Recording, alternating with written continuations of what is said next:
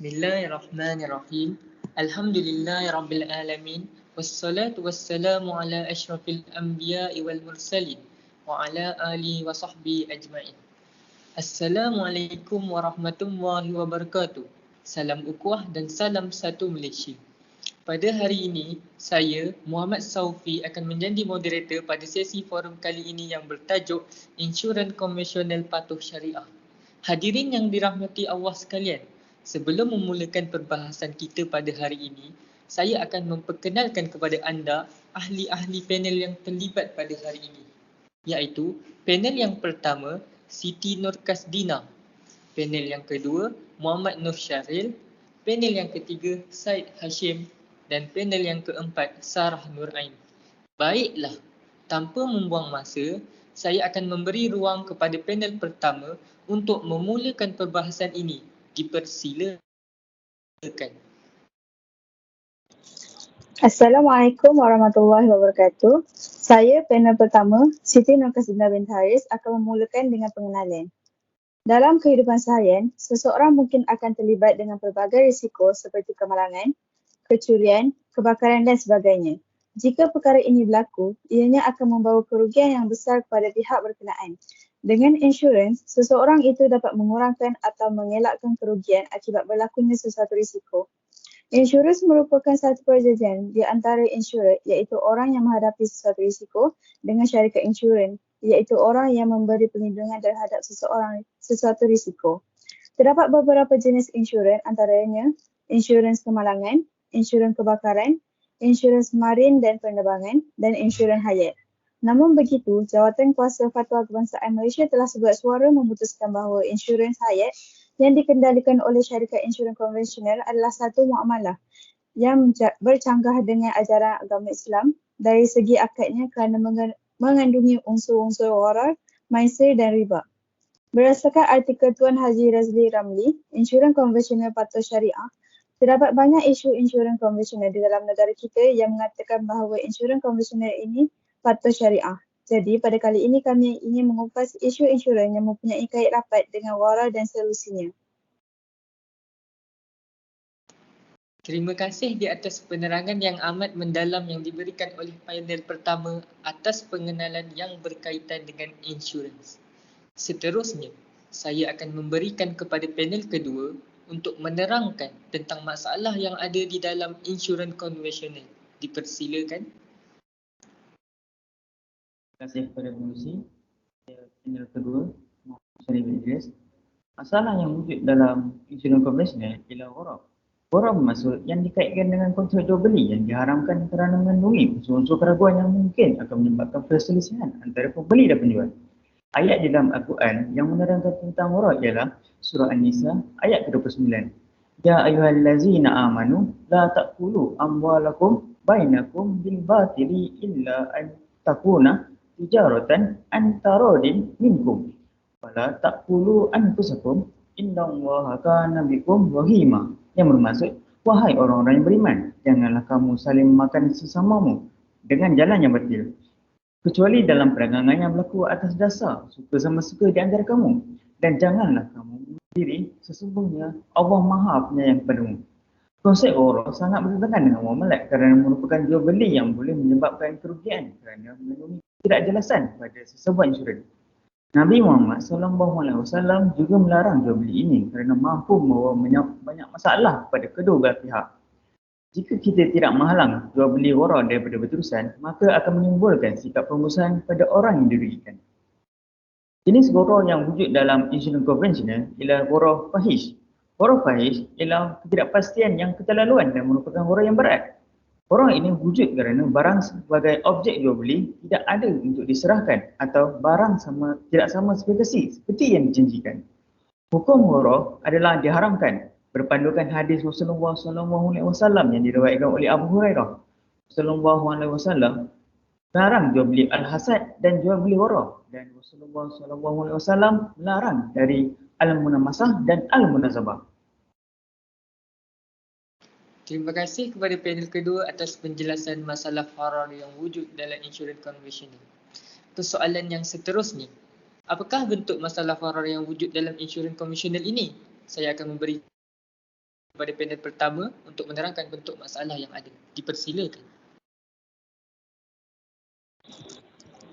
Terdapat 4 masalah di dalam isu ini.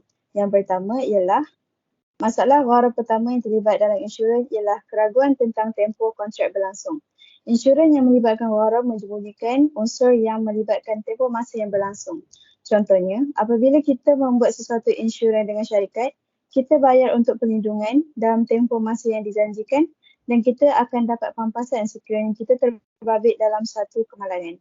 Sekiranya kita tidak terbabit dalam kemalangan, ke mana duit itu pergi? Ini menunjukkan kecacatan yang terdapat dalam insurans yang melibatkan gharah dalam jual beli. Kemudian, contoh masalah gharah kedua yang terlibat di dalam insurans ialah kewujudan kontrak dan pampasan. Di dalam insurans, terdapat kontrak yang mengandungi ketidakpastian di mana orang yang mengambil insurans tidak mengetahui bilakah peristiwa yang dilindungi akan tiba untuk mereka mendapatkan insurans. Hal ini jelas menunjukkan bentuk jual beli dalam gharah iaitu tidak ada kepastian tentang waktu penyerahan objek akad. Sebagai contoh situasi, Hana membeli polisi insurans hayat yang bernilai RM45,000 dengan tempoh 20 tahun. Bayaran premium yang dia harus bayar adalah RM100 sebulan. Namun, waris Hana hanya akan mendapat pampasan berjumlah RM45,000 jika Hana ditimpa kematian sepanjang tempoh 20 tahun. Jika Hana ditimpa kematian kurang dari tempoh yang ditetapkan, kontrak yang telah ditandatangani automatik akan tamat dan tidak akan mendapat pampasan. Terima kasih diucapkan kepada panel pertama. Akan tetapi, terdapat banyak lagi masalah yang wujud dalam insurans konvensional ini. Boleh saya tanya kembali kepada panel ketiga, apakah lagi isu yang lain dalam insurans konvensional?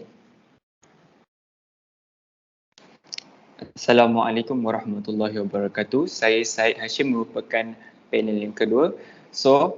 Saya akan menyambungkan tentang masalah gharar yang ketiga yang wujud dalam insurans.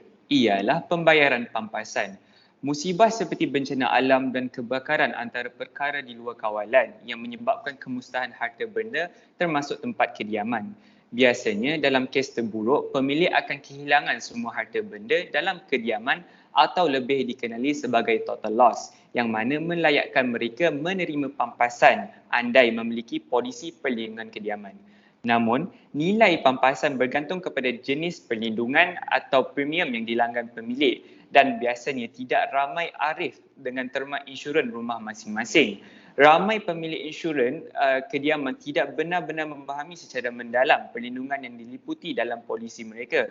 Dalam erti kata lain, mereka tidak memahami risiko yang dilindungi polisi kediaman mereka. Sebagai contoh, polisi mempunyai rumah yang standard tidak melindungi tanah runtuh dan juga kerosakan berpunca daripada penganiayaan manusia seperti rusuhan, mogok ataupun niat jahat.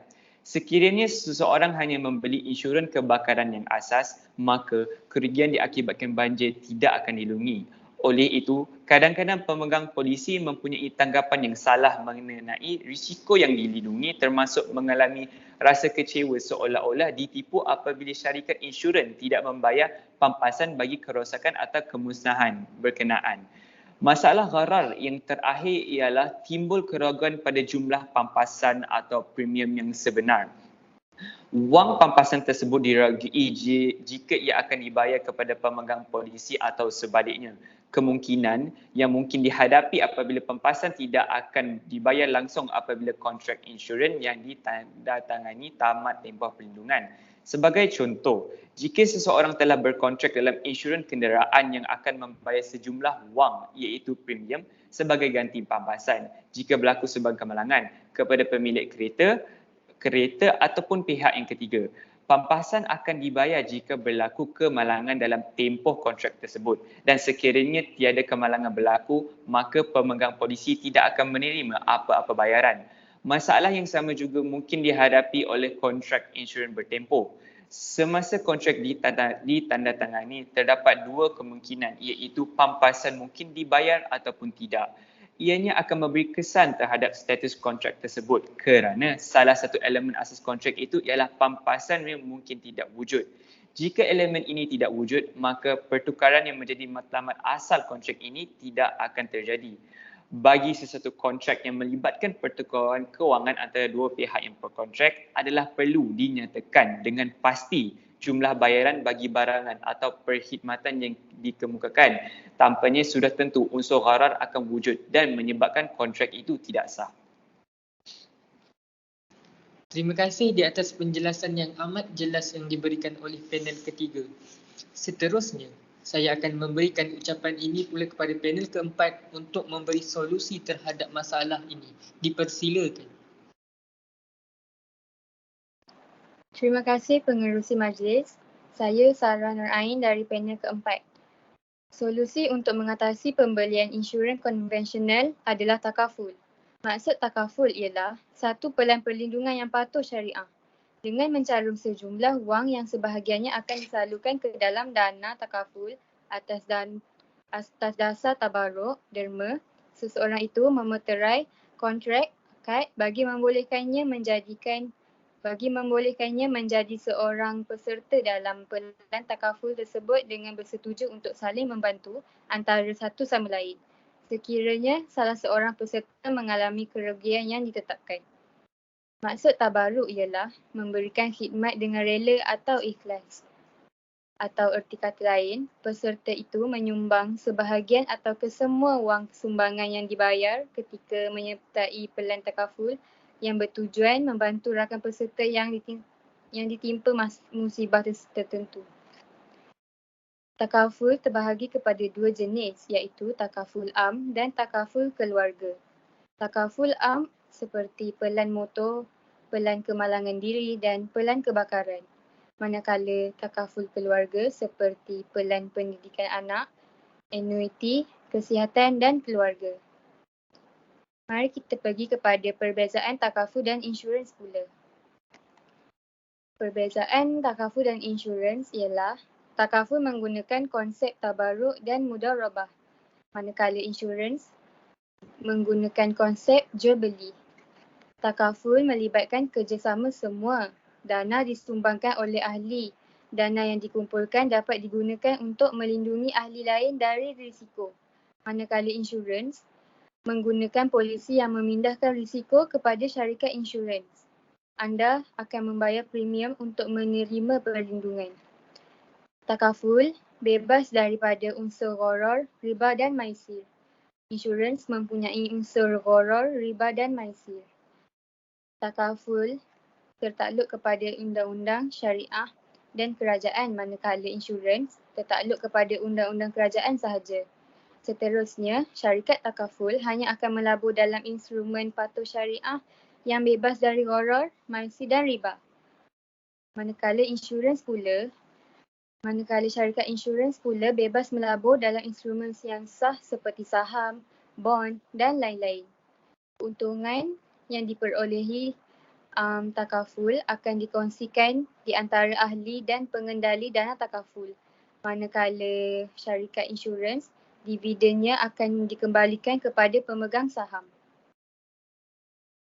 Terima kasih. Kesimpulan dan keterangan yang sangat baik dari panel keempat.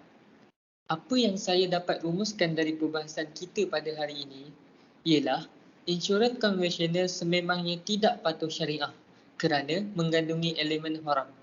Untuk menggantikan pembelian kontrak insurans ini, takaful telah diwujudkan iaitu menggunakan konsep tabarruk yang tidak menggunakan elemen haram. Sekian saja untuk hari ini. Terkasar bahasa, tersilap bicara, mohon dimaafkan. Sesungguhnya yang baik itu datangnya daripada Allah dan yang buruk itu datang daripada kelemahan diri kami sendiri. Wallahu a'lam. Saya akhiri forum kita pada hari ini dengan lafaz wabillahi taufiq wal hidayah. Wassalamualaikum warahmatullahi wabarakatuh.